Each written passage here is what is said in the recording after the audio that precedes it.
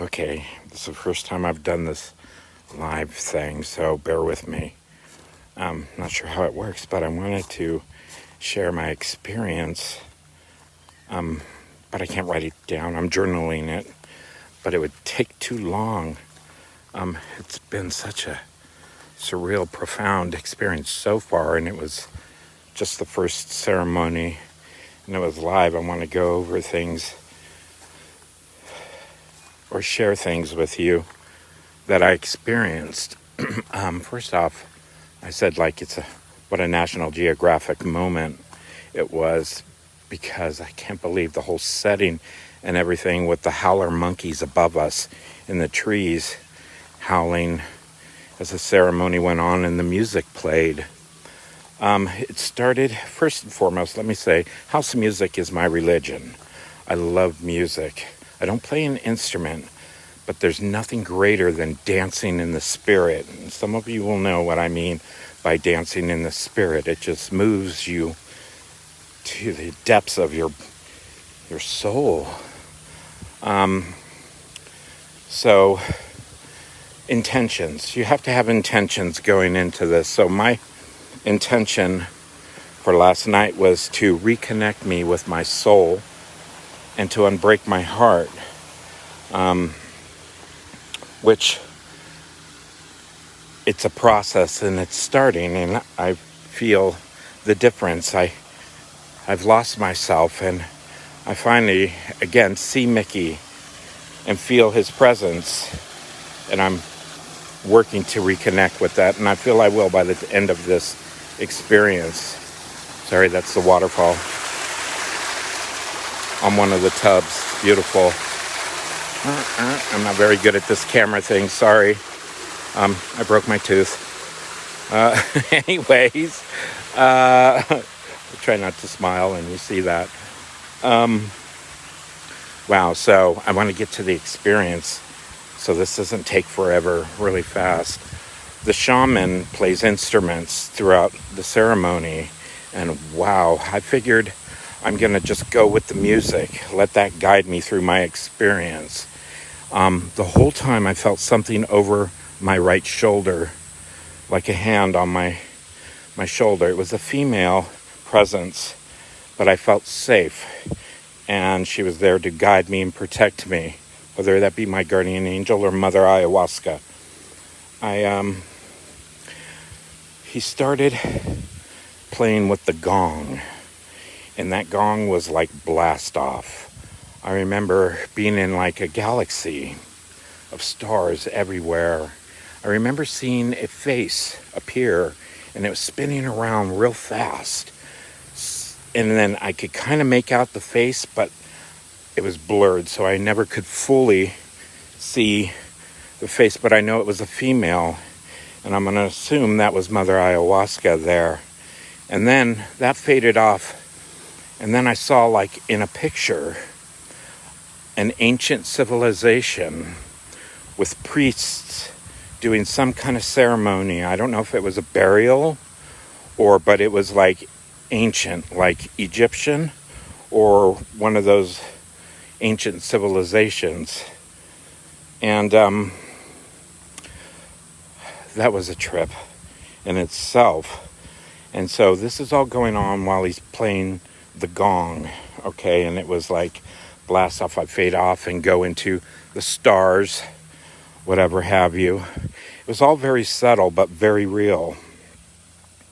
And then after that, he started to play another instrument, which almost sounded like a synthesizer, or like an accordion type sound. And I remember floating over a grass field above it, and I felt death.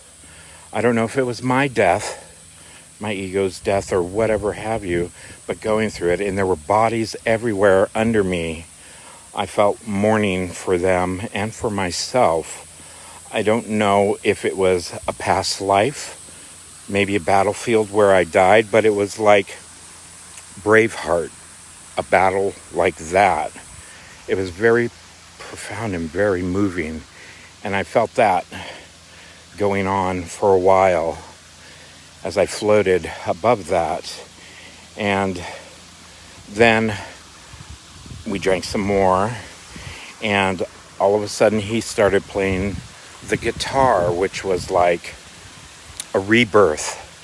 It was like young love, free love, just love, running through a forest at a high speed, either riding a horse or something beautiful like that. Just remember going through a forest and feeling love and free. That went on for a while, and then we drank some more, and he started to play the drum, which was kind of chaotic. I mean, my God, people are vomiting all around you. It was almost overwhelming, like, too much. But you get through it. It's all part of it. And it's strange because there's 3 women in our group, and this one lady, towards the end, when she was her vomiting or purging, I'm sorry, that's what it is, purging. It was like her battle was won. It was comforting. It was almost sexual in a weird way, but it was joyous, and I felt for her like she won a battle. It was such a trip. It was so weird. And then I remember going into a dark place. The best I can describe it, it was just a taste of it, a taste of what's yet to come, I feel, because I haven't faced my darkest moment or my demon yet. But it was like, if you've ever seen the movie The Cell with Jennifer Lopez, it was like in that mind of that serial killer guy, of course. It's got to be a serial killer. Why not? It was so weird. It was like being in a house of cards. I remember an evil clown, a face, a Joker, maybe? The Joker card coming up. And it was 3-dimensional as I went into it slightly.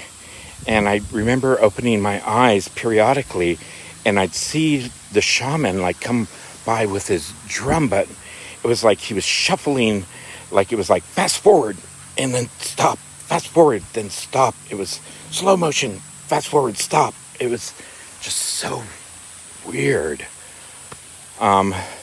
It was a little scary. So I was laying down at that time and I said, bitch, you need to go to sleep, okay? This is not happening right now. So apparently I fell asleep because people were like going later, was that you snoring? So I guess I snore. Well, whatever. And I said, yeah, that's me, I guess.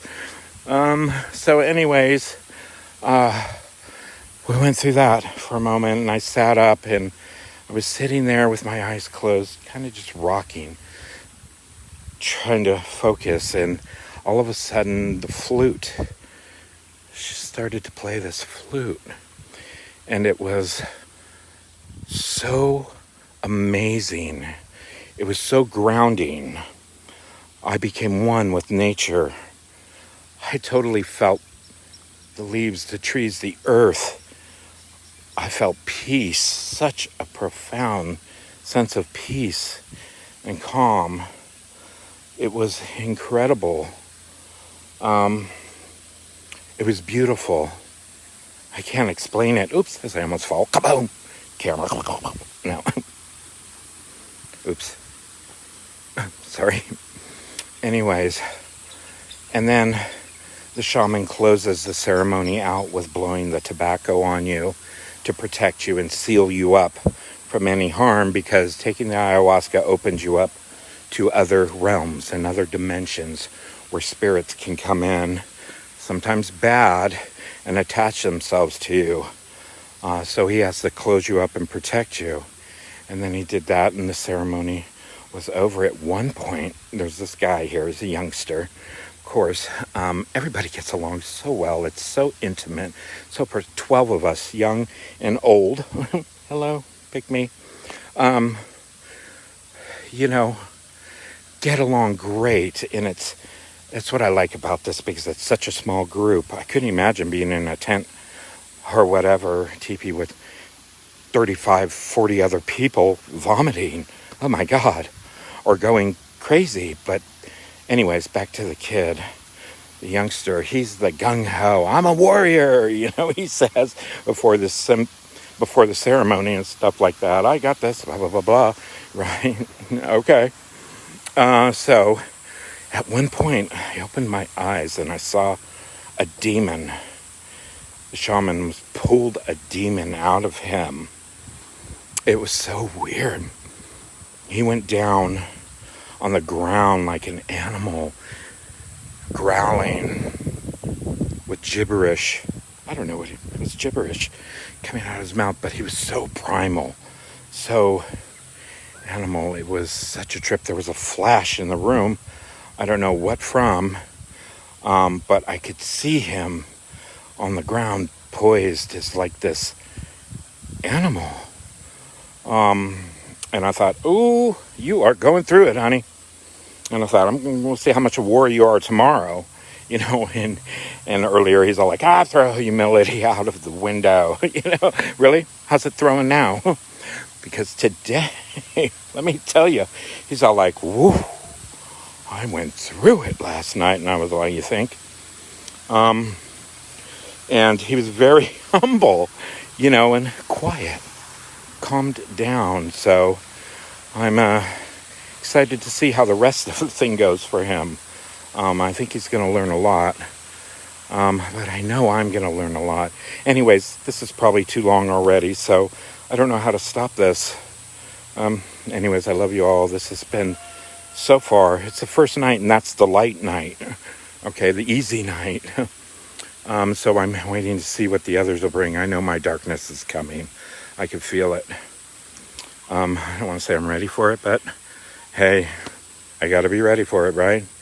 It is what it is. Bye. I'm sorry. Love y'all. I'm crazy.